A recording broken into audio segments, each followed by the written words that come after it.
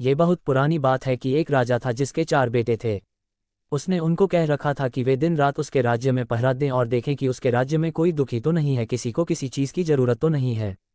एक सुबह की बात है कि सबसे बड़े राजकुमार को पहरा देते समय एक जोगी मिल गया। वह जोगी एक तालाब के किनारे बैठा हुआ था और उसके पास 4 घोड़े घास चर रहे थे।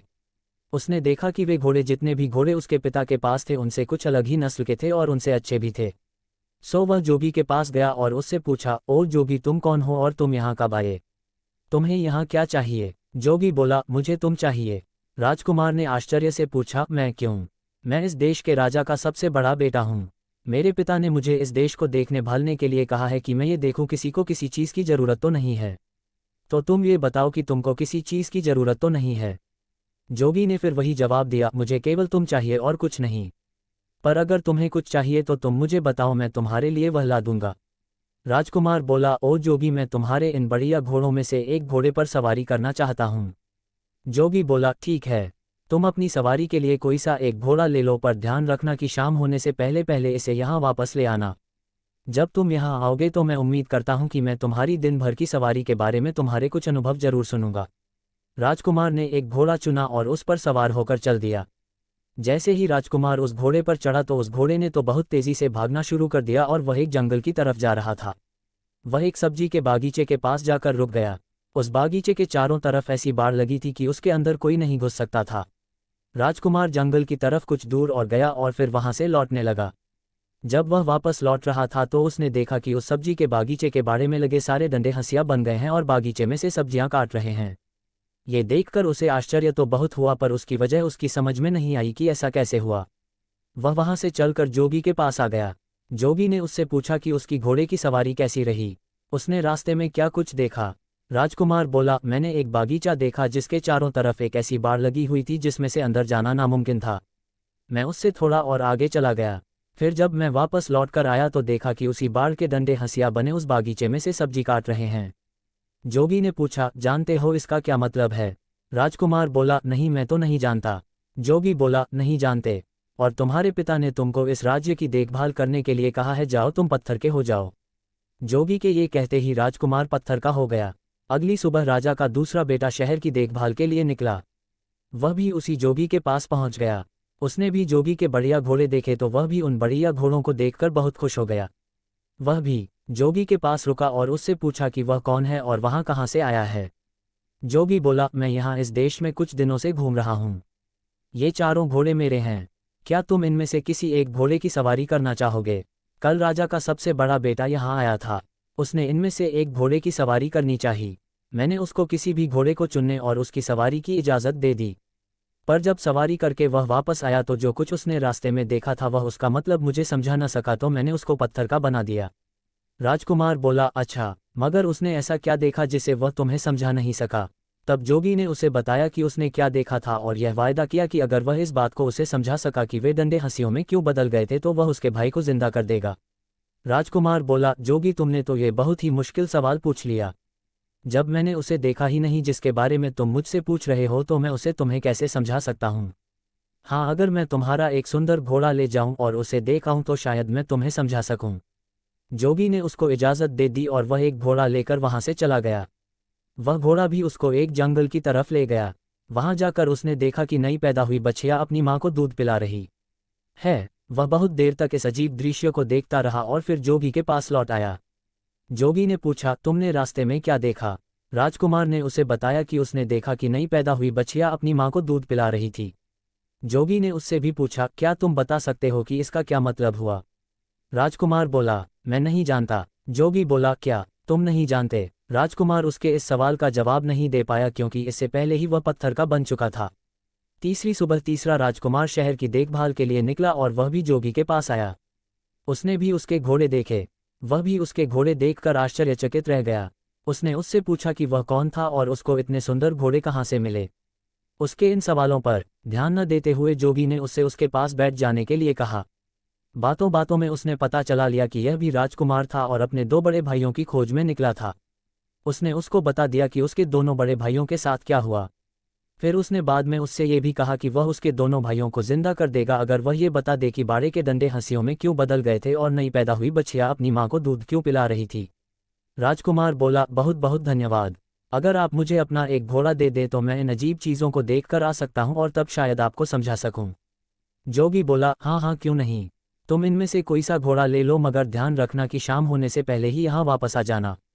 राजकुमार ने उन घोड़ों में से एक घोड़ा लिया और उस पर सवार होकर चल दिया। वह घोड़ा भी उसको जंगल की तरफ ले गया, जहाँ उसने देखा कि एक आदमी अपनी पीठ पर लकड़ियाँ लादे लिए जा रहा है। वह केवल उन्हीं लकड़ियों से संतुष्ट नहीं है जो उसने इकट्ठी कर ली है, बल्कि वह रास्ते में पड़ी और भी लकड़ियां उठाता जा रहा है। राजकुमार ने सोचा, इसका क्या मतलब हो सकता है। जब मैं जोगी के पास पहुंचूंगा तो मैं जोगी को इसका क्या मतलब बताऊंगा। अफसोस ये राजकुमार भी इस दृश्य का मतलब समझाने में नाकामयाब रहा और जोगी ने इसको भी पत्थर में बदल दिया। अगली सुबह राजा का चौथा और आखिरी बेटा शहर की देखभाल के लिए और अपने भाइयों को ढूंढने के लिए निकला, तो वह भी जोगी के पास आ निकला। उसने जोगी को प्रणाम किया और उससे पूछा कि क्या उसने उसके तीनों भाइयों को देखा है। जोगी बोला, हाँ देखा है। कहकर उसने एक तरफ इशारा करते हुए उससे कहा कि देखो तुम्हारे तीनों भाई ये खड़े हैं। मैंने ही उनको पत्थरों में बदल दिया है, क्योंकि उन्होंने पास के जंगल में जो कुछ देखा था वे उनको मुझे समझा नहीं सके, पर मैं उनको जिंदा कर सकता हूं अगर तुम मुझे उन सब का मतलब समझा दो तो। इसके बाद उसने उन राजकुमारों द्वारा देखे हुए तीनों दृश्यों उसको बता दिए। राजकुमार बोला, अगर आप मुझे अपना एक घोड़ा सवारी के लिए दे दे तो शायद मैं उनका मतलब बता सकूं। मैं खुद उस जंगल में जाकर उनको देखना चाहता हूं। जोगी ने उसको इजाज़त दे दी और राजकुमार उन घोड़ों में से एक घोड़ा लेकर जंगल की तरफ चल दिया। जब वह जंगल में पहुंचा तो वहां उसने एक तालाब देखा जिसमें से पानी बह बह कर निकलकर दूसरे तालाबों को भर रहा था। उस समय वह बड़ा वाला तालाब खाली था, क्योंकि उसका सारा पानी उन छोटे तालाबों को भरने में लग चुका था। शाम को जब वह जोगी के पास लौटा तो जोगी ने उससे भी वही सवाल किया जो उसने उसके तीनों बड़े भाइयों से किया था कि उसने रास्ते में क्या देखा और उसका क्या मतलब था। यह राजकुमार भी जोगी के इस सवाल का जवाब देने में नाकामयाब रहा, सो जोगी ने इसको भी पत्थर में बदल दिया।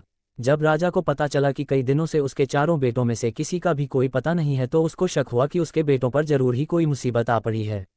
अब वह खुद उनको ढूंढने के लिए निकल पड़ा। ढूंढते ढूंढते वह भी जोगी के पास आया। उसने भी जोगी से पूछा, जोगी जी क्या आपने मेरे चारों बेटों को कहीं देखा है। जोगी ने एक तरफ खड़े 4 पत्थर के खंभों की तरफ इशारा कर दिया। राजा ये देखकर सकते में आ गया। उसके मुंह से निकला, कहीं आपका यह मतलब तो नहीं कि वे पत्थर में बदल गए हैं। जोगी बोला, हाँ यही हैं वे, मैंने ही उनको पत्थरों में बदल दिया है क्योंकि वे मुझे जंगल में देखे हुए कुछ दृश्यों के मतलब नहीं समझा सके। फिर भी मैं उनको जिंदा कर सकता हूं अगर तुम उनका मतलब मुझे समझा दो तो। अगर तुम्हें चाहिए तो तुम मेरा एक घोड़ा लेकर जंगल जा सकते हो। राजा बोला, नहीं धन्यवाद, इसकी कोई ज़रूरत नहीं है, पर अगर आप मुझे ये बता सकें कि उन्होंने क्या देखा जिसको वे आपको नहीं समझा सके तो शायद मैं उनको आपको समझाने की कोशिश कर सकूं। तब जोगी बोला, राजन तुम्हारे सबसे बड़े बेटे ने जंगल में एक सब्जी का बागीचा देखा जिसके चारों तरफ ऐसी बाड़ लगी थी जिसको पार कर उसके अंदर जाना नामुमकिन था। पर जब वह वहां से लौटा तो उसने देखा कि उस बाड़ के डंडे हंसिए बनकर उस बागीचे की सब्जी काट रहे हैं। इसका क्या मतलब है। राजा बोला, यह एक ऐसे आदमी की तस्वीर है जिसके पास कुछ पैसा सुरक्षा के लिए रखा गया हो और जब उस पैसे का मालिक अपना पैसा उससे वापस मांगने आया हो तो उस आदमी ने उसके पैसे को या तो कहीं छिपा दिया हो या फिर उसे खर्च कर दिया हो, जिससे कि उस पैसे के मालिक को उसका पैसा न मिल पा रहा हो। जैसे ही राजा ने अपना वाक्य पूरा किया कि उसका बड़ा बेटा उसके सामने जिंदा और तंदुरुस्त खड़ा हो गया। जोगी ने अपना दूसरा सवाल किया, तुम्हारे दूसरे बेटे ने एक नई पैदा हुई बच्चिया को अपनी माँ को दूध पिलाते देखा, इसका क्या मतलब है। राजा बोला, बड़ी अजीब सी बात है कि उसको ये देखकर किसी एक ऐसी स्त्री की याद नहीं आई जो अपनी बेटी की कमाई पर जिंदा रहती हो। राजा के ये कहते ही उसका दूसरा बेटा भी जिंदा होकर उसके सामने आ खड़ा हुआ। तब जोगी ने अपना तीसरा सवाल पूछा, राजन तुम्हारे तीसरे बेटे ने एक ऐसा आदमी देखा जो अपनी पीठ पर लकड़ियां लादे लिए जा रहा था। वह अपने उस ढेर से संतुष्ट नहीं था और रास्ते में उसको और जो लकड़ियां मिलती जा रही थी वह उनको भी उठाता जा रहा था। इसका क्या मतलब है। राजा बोला, यह इस बात को बताता है कि कुछ लोग ऐसे होते हैं जो उनके पास जो कुछ भी होता है वे उससे संतुष्ट नहीं होते, उनको हमेशा ही और ज्यादा की इच्छा बनी रहती है। जैसे ही राजा ने ये शब्द बोले कि उसका तीसरा बेटा भी जिंदा होकर उसके सामने आ खड़ा हुआ। अब जोगी ने अपना चौथा और आखिरी सवाल पूछा, राजन तुम्हारे सबसे छोटे बेटे ने जंगल में एक तालाब देखा जिसने 6 दूसरे तालाबों को पानी देने के लिए अपने आप को खाली कर दिया, इसका क्या मतलब है। राजा बोला, जोगी जी वह बड़ा तालाब दुनिया के उन आदमियों के समान है जो दूसरों को देने के लिए अपना सब कुछ खर्च कर देते हैं पर बदले में उन्हें क्या मिलता है, कुछ भी नहीं। जैसे ही राजा ये बोला उसका चौथा बेटा भी जिंदा होकर उसके सामने आ खड़ा हुआ। राजा और उसके चारों बेटे खुशी खुशी अपने महल वापस लौट आए। कुछ समय बाद ही राजा ने अपनी गद्दी छोड़कर अपना राज्य अपने बच्चों को दे दिया और वह खुद जंगल में शांति से रहने चला गया।